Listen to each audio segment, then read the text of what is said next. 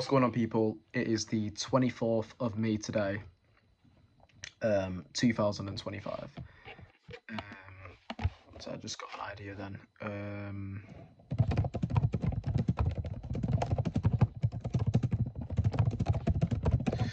So, what's going on? Well, I've just finished work. Well, finished work about 3 hours ago. I came home, got straight to this. It's crazy. It's crazy how it's been 3 hours, honestly. Time goes by rapid. Got straight to this to basically. So what I'm doing now is figuring things out. Understanding things, because as much as I want to jump into it, and obviously I'm understanding that, it's better to take the action. It's good to obviously learn and take the action. Don't get too caught up in the learning. I've only been in this literally as a week today where I joined, which is again rapid. So you've really got to ask yourself, what have you been doing this whole week? But obviously it's justified. I've been doing this, and of course days feel like you're not doing much, but obviously thinking it's required. And I'm basically understanding it now. Because the main issue was for me was understanding the strategies, but also understanding what are exactly the strategies that I'm going to be going in. And I'm still, I'm about 60% there at the minute, maybe 70% there. And I'm just understanding the different things. So I thought social housing used to be like an umbrella term, but basically social housing is a strategy in itself, whereby people, it's basically like the very simplest way to do the social housing. Obviously, hopefully again I'm being right here, but it's basically where like the council will put a tenant in, give you a long lease, and typically, well, they'll take care of like the bills and all that, but they'll give you like a low rate for it. And then of course there's different social housing services. There's different like services that they provide within that, like obviously temporary accommodation and emergency accommodation, which is emergency accommodation is more so needed now. When they don't pay, and it's not like consistent, it's like every now and then. Temporary accommodation is like, it's more guaranteed that way, because you could get like a lease from the council, or maybe it's like a management lease instead of like a normal like 3 to 5 year lease. They'll basically cover everything, and well, I think I'm pretty sure they'll cover everything, and then they'll have like people in there, like every now and then, and still give you like a nightly rate. But obviously the turnaround is quick, so it's basically like a guaranteed Airbnb. Yes, the rates are a little bit lower, but they're taking care of like the bills and stuff. So I still need to understand that. And then there's obviously supported accommodation, supported living. Supported accommodation is basically when someone's in there 24/7, and then supported living is when someone comes in every now and then. And then the provider that I know is basically doing temporary supported living. And that's basically where, from what I've understood, is where it's like people coming in back to life, and then someone will come in there every now and then and just speak to them, basically help them, guide them, to become that person, like a social worker. So it's still understanding these different strategies. So I'm just getting there. ChatGPT has been an absolute lifesaver in a minute. But the main factor is of being able to build the relationships, and I just want to be clear on my plan on my business plan. As much as I want to get into it, I don't care. Like, I need to be clear on my business plan, and that's going to involve just basically creating a foundation where I'm having all my, and I'm not waiting for everything to be perfect. But if I have something that's urgent that I want to do now to make sure that I don't have to do it later on, then I'm going to sort it out. And it's basically sorting out like my budget plan in terms of how much is coming in, how much is coming out.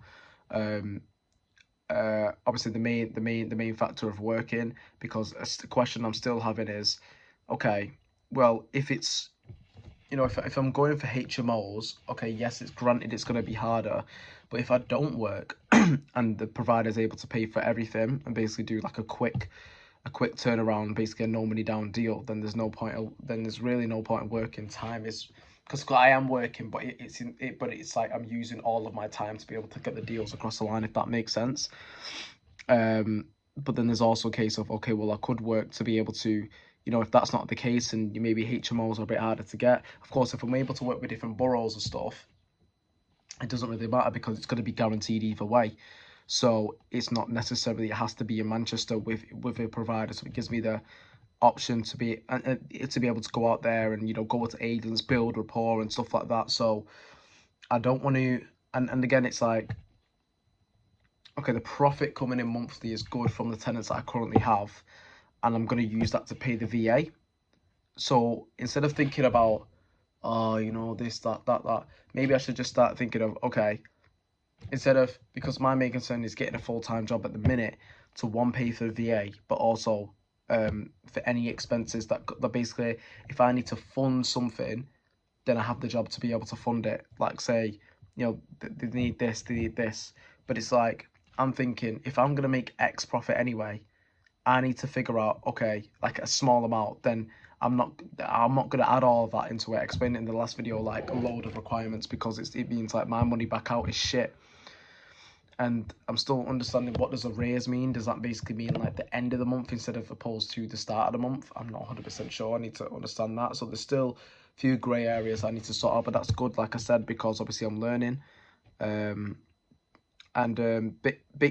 point from everything from the understanding bit is straightforward. Because you know, it's not a case of me figure out how to get the deal. Do you know what I mean? Because that's a lot of people's issues in rent to rent, how to get the deal, especially with service accommodation, because all it is, you throw it in Airbnb, how to get the deal, how to get the deal, how to get the HMO. I'm understanding that, so this is why I'm in a good position. But it's understanding the strategies, understanding the keywords, and just the process of how it works, and then also, and then of course understanding, you know, um, the type of deals that I'm going to be getting. That's it. Because, like I said, I keep going over it again, but I'm going to say it one more time.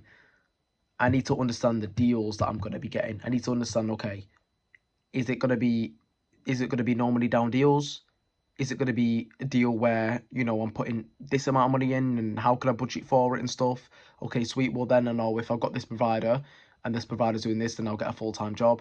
But it's like, and it's also the case of, okay, well, I can pay the provider to do that, but if I'm here at a minute and I'm not really doing anything else, because I'm not finding properties, I'm not doing none of that, I'm literally finding providers. So it's like, do I need to pay them when I could just use my time to be able to find the providers myself and call them? Cause it's going to be heavy, but it's going to be the case of, let me keep continuously doing this and then figure out, or should I do that alongside? I don't know. So these are questions that still need to be answered, and something's going to basically, I've got to do something soon. And the worst thing that I want to do is make it hard for myself, which I tend to do. But I